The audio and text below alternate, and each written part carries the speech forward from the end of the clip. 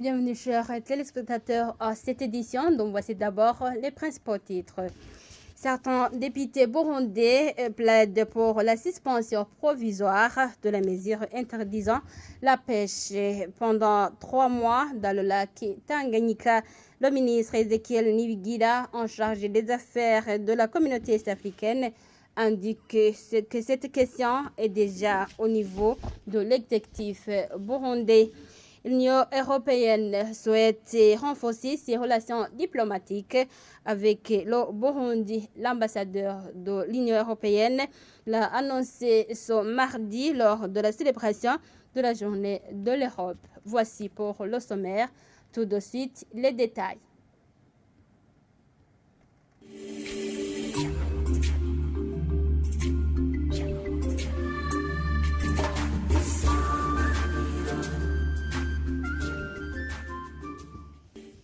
Bienvenue encore une fois. Une enveloppe de $12 américains a été octroyée par la Banque d'Afrique de développement au Burundi dans le but d'améliorer des semences de bonne qualité.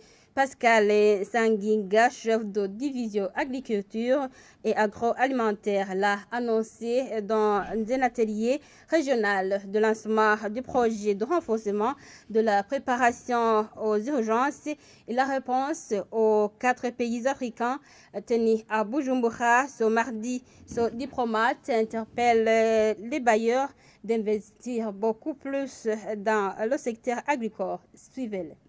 Il est vrai que les besoins sont énormes, nous le savons tous, mais il est aussi vrai qu'on ne peut pas tout faire en même temps. L'enveloppe que nous avons pour le moment, c'est une enveloppe de $12 millions qui va être consacrée principalement à 3 investissements. D'abord, dans la production de semences de base, et là, je crois que les ressources sont suffisantes pour aider le pays à avoir des semences de base, des semences certifiées, et donc à passer à la multiplication des semences. Le deuxième investissement qui va être fait, c'est dans la digitalisation des systèmes de semences. Et c'est des investissements qui ne coûtent pas assez cher en réalité. Et troisième niveau d'investissement, c'est au niveau maintenant de pouvoir mobiliser les ressources. Et comme je l'ai dit, c'est un projet catalytique, donc qui ouvre la voie à des investissements qui seront beaucoup plus conséquents. Et là, je voudrais vous dire que nous avons discuté avec d'autres bailleurs de fonds ici au Burundi, dans le cadre du Compact national pour l'alimentation et l'agriculture. Et ensemble, nous pouvons facilement mobiliser plus de $200 millions pour répondre à ces besoins-là. Et donc, ce projet ouvre la voie et permettrait de mobiliser environ $200 millions pour pouvoir investir dans l'agriculture. Et donc, et nous avons au niveau de la Banque africaine de développement l'expérience qu'avec des investissements de ce genre, comme on a fait en Éthiopie, en 5 ans, on peut transformer le système. Donc, ce n'est pas trop, c'est vrai, par rapport aux besoins réels, mais c'est absolument important pour pouvoir justement mobiliser des ressources supplémentaires. Je vous le disais en titre, certains députés burundais plaident pour la suspension provisoire de la mesure interdisant la pêche dans le lac Tanganyika pendant une période de 3 mois. En réponse à cette préoccupation, Ezekiel Nibigira, ministre en charge des affaires de la communauté est-africaine, indique que cette question est déjà au niveau de l'exécutif burundais. Il a annoncé ce mercredi d'une plénière concernant l'analyse du projet de loi portant sur la ratification du protocole de la communauté est-africaine sur la coopération en services météorologiques. Le point avec Jean de Dieu Ilakod.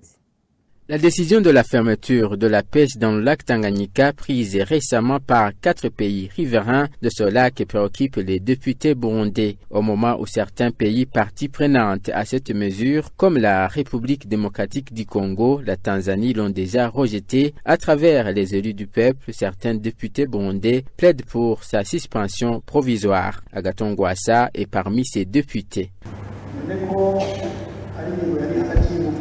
Comme c'était une mesure concernant 4 pays et 2 ont déjà rejeté la mesure, quelle est la position du Burundi? N'est-ce pas bon de regarder combien la pêche fait vivre beaucoup de familles? Et ces pêcheurs sont aussi des contribuables. N'est-ce pas bon, vous, en tant que l'État, après des lamentations de la population, de suspendre cette mesure?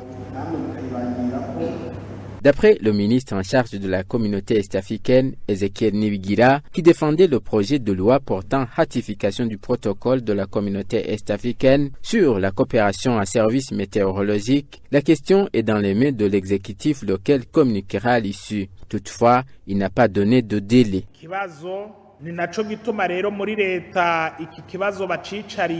C'est pourquoi, au sein du gouvernement, la question est sous analyse. J'espère que, d'un moment à autre, une orientation peut être dégagée concernant cette question. Mais il faut savoir que pour les travaux qui concernent le Burundi et d'autres pays, comme le lac Tanganyika est partagé avec d'autres pays, c'est un patrimoine qu'il faut bien entretenir pour donner plus de rendement. J'espère qu'une orientation relative à cette question sera donnée.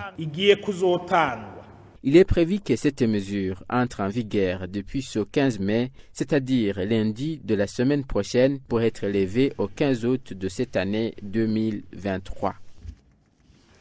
Coopération à présent, l'Union européenne souhaite renforcer ses relations diplomatiques avec le Burundi lors de la célébration de la journée de l'Europe. Ce mardi, une journée célébrée chaque année le 9 mai. Claude Bochou, ambassadeur de l'Union européenne, promet que l'Union européenne va continuer à soutenir le Burundi dans différents domaines du développement civil. J'ai rappelé que l'Union européenne avait obtenu le prix Nobel de la paix en 2012 et que le secrétaire général des Nations Unies, Antonio Guterres, qui était récemment ici à Bujumbura, n'est-ce pas, pour ce sommet réussi sur la situation dans les Grands Lacs organisé par la présidence burundaise. Il avait aussi dit récemment que les deux grands projets de paix au monde, c'était les Nations Unies et l'Union européenne.